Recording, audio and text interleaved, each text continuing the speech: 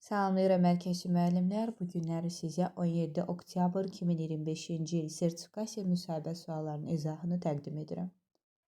Birinci sualımız belədir. Summativ qiymətləndirmənin əhəmiyyəti nədir? Yəni, summativ qiymətləndirmənin şagird üçün əhəmiyyəti nədir, nədən ibarətdir? Summativ qiymətləndirmənin əhəmiyyəti ondan ibarətdir ki, şagirdlərdə bölmə üzrə, fəsil üzrə və yaxud da hər hansısa bir bəhs üzrə mənimsənildiyi bilik və bacarıqların nə dərəcədə çatdığını göstərən bir qiymətləndirmədir. Və həmin bölmə daxilində, fəsil daxilində və yaxud bəhs daxilində şagirdlərə mənimsədilmiş bilik və bacarıqların, yəni mövzuların nə dərəcədə mənimsədildiyini ortaya çıxaran bir qiymətləndirmədir. Kəmiyyətcə qiymətləndirmədir, cəmləyici bir qiymətləndirmədir, yekun nəticəyə əsaslanan bir qiymətləndirmədir və həmçinin də biz burada vurğuluyuruq ki, sonda biz summativ rəy belə veririk. Summativ rəy nədir? İnkişafdan çox alınan nəticəyə köklənirik. Yəni, biz burada şagirdin inkişafını əsas götürmürük, vacib olan alınan nəticəyə verilən rəydir. Nəticə nəyə görə belə alınıb, bu nəticələrdə nələr səhv edilib, daha sonra o səhvlərin aradan qaldırılması üçün bir kiçik summativdən digər kiçik summativə qədər arada olan formativ qiymətləndirmədə bütün bu mənfi nəticələr aradan qaldırılır, formativin summativləşdirilməsi və yaxud da summativin formativləşdirilməsi müəyyən kitablara görə bu dəyişir, həmin hal baş verir. Yəni, inkişaf yönümlülük pedaqoji tələbinə riayət olunur. Keçid alırıq digər sualımıza. Diferensial təlim nədir? Diferensial yanaşma nədir? Hər ikisi soruşulub. Diferensial təlim şagirdlərin müxtəlif xüsusiyyətlərini nəzərə alınaraq bir mühitdə öyrənməsinin təmin edilməsidir. Diferensial təlim özündə inklüzivliyi belə deyək, cəmləşdirir. Yəni, inklüziv uşaqlar belə nəzərə alınır. Biz inklüziv uşaqlar da deyə bilərik. Sim uşaqlar da deyə bilərik, yəni sağlamlıq imkanı məhdud uşaqlar. Hər birini qeyd edə bilərik, amma çalışın müsahibələrdə, gələcək müsahibələr üçün bunu vurğuluyuram və yaxud da auditoriya qarşısında çıxış edəndə, sinifdə belə danışanda əqli qüsurlu, şikəst uşaqlar, qüsurlu uşaqlar bu sözləri işlətmək artıq düzgün hesab edilmir. Sonra diferensial təlim haqqında biz məlumat verdik. Şagird marağı, şagirdin hazırlıq səviyyəsi, şagirdin öyrənmə tərzləri, şagirdin potensialı, bir sözlə şagird yönümlülük və təlimdə bərabər imkanlara riayət edilib, ədalətlilik və bərabərlik yaradılır, həm fərdi yanaşılır, həm də ayrı seçkilik edilmədən bilik, bacarıq mənimsədilir. Diferensial yanaşma nədir? Müəllimlər, bir var diferensial təlim daxilində scaffolding, bir var diferensial yanaşma. Diferensial yanaşma 45 dəqiqə ərzində şagirdə yanaşaraq, onun çətinlik çəkdiyi istiqamətləri vermək, çətinliyi aradan qaldırmaq, ona müəyyən köməkliyi etməkdir. Bu diferensial yanaşmadır, şagird yönümlü yanaşmadır. Scaffolding isə bütün tədrisi belə əhatə edə bilər və həmçinin də scaffolding bir bacarığı sərbəst yerinə yetirənə qədər davam edir. Diferensial təlim olduğu üçün bir çox məqamları özündə birləşdirir. Diferensial yanaşma isə diferensial təlim daxilində şagirdə bir yanaşmadır. Keçid alırıq digər suallara. Digər sualımız belə verilib. Dərsin effektiv qurulması nədən asılıdır? Və yaxud da dərsin effektiv olması nədən asılıdır? Müxtəlif cür yazıb müəllimlərimiz bunu. Bunu ətraflı şəkildə deyəcəm sizə. Ümumiyyətlə, bir təlimin, bir dərsin effektiv qurulması müəllimin hazırlığından, hazırlığın keyfiyyətindən asılıdır.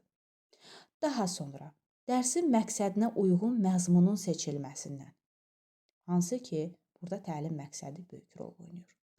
Şagirdlərin fəal iştirakını təmin edən iş üsulu, iş forması, təlim metodlarının düzgün şəkildə seçilməsi rol oynayır. Müxtəlif təlim vasitələrindən istifadə və həmçinin də müəllimlər dərsin səmərəli idarə edilməsindən asılıdır. Deməli, biz burada nəzərə aldıq müəllimin hazırlıq keyfiyyətini, dərsin məqsədinə uyğun məzmunu seçdik. Şagirdlərin fəal iştirakı üçün təlim metodları, təlim üsulları, təlim formaları seçdik və həmçinin də istifadə etdiyimiz vasitələr və dərsin səmərəli idarə edilməsindən asılı olduğunu vurğuladıq. Biraz da sizin üçün açıqlayım ki, effektiv dərs əsasında fəal və motivasiyalı şagird auditoriyası, aydın təlim nəticələrimiz və ən əsası dərs zamanı səmərəli vaxt idarəçiliyi vacib hesab edilir. Vaxtı düzgün bölməsəm, dərs effektiv olmayacaq. Düzgün şəkildə təlim nəticələri çıxartmasam spesifik şəkildə, bu effektiv olmayacaq dərsimiz. Şagird auditoriyası düzgün şəkildə motivasiya olunmayıbsa, onlar üçün lazım olan iş üsulları, iş formaları və yaxud da onların meyli marağı cəlb olunmayıbsa, bu zaman biz hər hansısa bir effektiv səmərəli dərsdən danışa bilərikmi? Xeyr. Ona görə də hər bir məqam, birinci hazırlığımız, sonra dərsin məqsədi, yəni təlim məqsədini düzgün seçirik. Onu reallaşdırmaq üçün təlim üsul, metod formalarımızı seçirik. İstifadə edəcəyimiz resursları seçirik və dərsi necə idarə edəcəyik. Burada artıq proaktiv müəllim yanaşmasıdır. Daha sonra da vurğuladıq ki, sadə şəkildə, əgər şagirdlər fəal və motivasiyalı deyillərsə, yəni onların diqqətini, meylini, marağını özümə çəkib, onları aktiv şəkilə gətirə bilməmişəmsə, aydın şəkildə, spesifik şəkildə təlim nəticələri yoxdursa, vaxtı düzgün bölə bilmirəmsə, bu dərsim effektiv olmayacaq. Keçid alaq digər sualımıza. Digər sualımızda deyir, dərs nədir? Dərs, yəni təlimdə deyirik buna, şagirdlərin müəyyən mövzuya əsasən bilik və bacarıqlara sahib olduğu bir məqamdır. Bu zaman şagirdlər biliyi mənimsəyərək, həmin biliyin sadəcə bilik kimi qalması deyil, bacarığa çevrilməsi üçün tətbiqi tapşırıqlar işləyərək mənimsəməsidir. Keçid arıq digər sualımıza. Biraz internet problemi var, səsim qırıla bilər, buna görə üzrlə hesab edin mənim. Keçid alaq digər sualımıza. Digər sualımız belədir. Məzmun xətti haqqında danışın. Hər fənnin, hər ixtisasın özünə görə məzmun xəttləri var. Əlbəttə ki, məzmun xətti kompas rolunu oynayır. Bacarıqların sadədən mürəkkəbə doğru istiqamətlənməsini göstərir və bu istiqamətlər şəklində biz standartlarımız müəyyənləşir, standartlar əsasında təlim məqsədləri çıxarıb, təlimimizi effektiv şəkildə qururuq. Keçid alaq digər məqama. Həmçinin məzmun xəttinə letmotiv, ana xəttə deyilir ki, bunları artıq bilirsiniz deyə təkrar demədim. Şagird nailiyyətini valideynə necə çatdırırsınız? Şagird nailiyyətini valideynə çatdırarkən, ümumiyyətlə deyək ki, şagirdin birinci fəaliyyəti haqqında valideynə çatdırırıq formativdə. Demək olar ki, valideyn hər zaman öz övladı haqqında məlumat alsa, biz də ona istiqamət versək, həmin şagirddə mənfi nəticələr asanlıqla qısa müddətdə aradan qalxa bilər. Amma biz nailiyyət üzrə yalnız valideynə məlumat veririksə, bu zaman biraz gecikmələr ola bilər ki, vaxtında biz onu inkişaf etdirə bilmərik. Nailiyyət deyəndə summativ nəzərdə tutulur. Ümumi qiymətləndirmə nəzərdə tutulur. Fəaliyyət deyəndə formativ nəzərdə tutulur. Nailiyyət haqqında məlumat verəndə yenə də birinci müsbət şəkildə, fəaliyyəti də, nailiyyəti də valideynə deyərkən birinci müsbətləri, ardınca çatışmamazlıqları, yəni mənfiləri, yanlış olanları qeyd edə bilərik. Daha sonra valideynə də o yanlışları necə aradan qaldırmalıdır övladı, valideynin üzərinə hansı vəzifələr düşür, nələr etməlidir, bunları da valideynə deyirik, maarifləndiririk. Keçid alaq digər sualımıza. Pedaqoji prosesin təşkili prinsipləri hansılardır? Şagird yönümlülük, şəxsiyyət yönümlülük, dəstəkləyici mühitin yaradılması, təlimdə bərabər imkanlar yaradılır. Daha sonra inkişaf yönümlülük, fəaliyyətin stimullaşdırılması, inklüzivlik, məktəb-valideyn əlaqələri və s. Biz əslində bunları müxtəlif cürdə deyirik. Pedaqoji prosesin tamlığı da bura daxildir. Tamlıq deyirik, bərabər imkanlar deyirik, dəstəkləyici mühit deyirik. Qısa deyirik hamısını, sadəcə mən də sadaladım. Və bunların hər birinin adını əzbərdən bilməklə yanaşı, onların funksiyalarını da anlamağımız mütləq hesab edilir. Hansı ki bir müəllimə deyirlərsə ki, sən şagird yönümlüyə nə dərəcədə riayət edirsən, o birinci ilə qiymətləndirmədən danışılırsa, diaqnostik qiymətləndirməni vaxtı-vaxtında aparıram. Şagird potensiallarını, mənfi müsbətlərini, mövcud biliklərini nə dərəcədə qavrayıb yadda saxladığını aşkara çıxarıram və yeni biliklərə nə dərəcədə hazır olacağı müəyyən edilir. Bu elə şagird yönümlülükdür və həmişə diaqnostik qiymətləndirmə şagird yönümlüyə aid olur.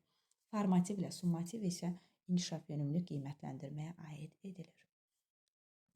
Digər sualımızda belədir, formativ qiymətləndirməni necə aparırsınız?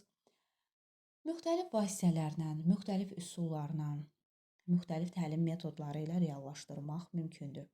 Tədrisin bu forma və vasitələrini seçmək müəllimlərin öz ixtiyarındadır. Müəllim öz sinifinin, dərs dediyi siniflərin potensialını, meylini, marağını bilir deyə onlar üçün hansı daha əlverişlidir, onu seçə bilir.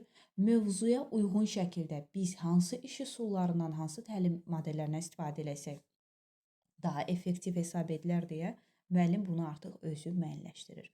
Formativ qiymətləndirmə zamanı şagird meyarlar üzrə qiymətləndirilsə də, sonda ona mütləq şəkildə konstruktiv rəy bildirilməlidir və bütün şagirdlərin gündəliyinə rəy yaza bilməsək də, hər dərs 5-dən 8-ə qədər, nə qədər mümkünsə 5-8 dənə şagirdin gündəliyinə rəy yazılması vacib hesab edilir və mütəmadi olaraq bu şagirdlər dəyişilir. Belə. Konstruktiv rəyi necə verirsiniz? Konstruktiv rəy birinci şagirdin müsbət doğru yazdığı, daha sonra mənfi nəyi səhv edib, həmin səhvi düzəltməsi üçün istiqamətin verilməsidir. Bu da ixtisaslara görə dəyişir. Ola bilər ki, kimsə deyəcək ki, bunu sən səhv edirsən, düsturu yadda saxlasan, gələn dəfə düzgün yazacaqsan. Və yaxud da sən quruluşa diqqət yetirsən, nəzər yetirsən, bu cür sualların öhdəsindən gələcəksən. Əgər hesablamalar üzərində dəfələrlə, nümunələr üzərində işləsən, bu problemi aradan qaldıracaqsan. Bu artıq ixtisaslar üzrə dəyişir. Ola bilər qaydadır, ola bilər nümunələrə baxmalıdır, ya məsələ misallar üzərində işləməlidir, ya düstura diqqət yetirməlidir. Bu ixtisasa görə dəyişən bir istiqamətdir. İzlədiyiniz üçün təşəkkür edirəm. Kanalımıza abunə olun, kanalımızı bəyənin, uğurlarınızı qeyd edə bilərsiniz şərtlərdə və hər birinizə təşəkkürümü bildirirəm. Nitq hazırlığı qrupumuz açılıb və qrup tezliklə, qrupda 6 nəfər olur. Nitqinizi inkişaf elətdirin müəllimlər. Bir müəllimin nitqi səlis deyilsə, o müəllimin danışdığını heç kəs dinləməyə meyilli olmayacaq. Hətta şagirdlərimiz belə gözəl nitqli müəllimi dinləməyə daha çox həvəsli olurlar. Hər bir insan savadlı ola bilər, amma o öz nitqini mütləq şəkildə formalaşdırmalıdır. Təlim müddətimiz 1 aydır. Həm fərdi şəkildə, həm qrup şəklində təşkil edilir və münasib bir qiymətə də bunu təşkil etmişik ki, hər kəs bundan yararlana bilsin. Və həmçinin də test mərhələsi üçün və Naxçıvan sertifikasiya üzrə müsahibə mərhələsi üçün də hər bir istiqamətdə hazırlıqlarımız davam edir. İzlədiyiniz üçün təşəkkür edirəm.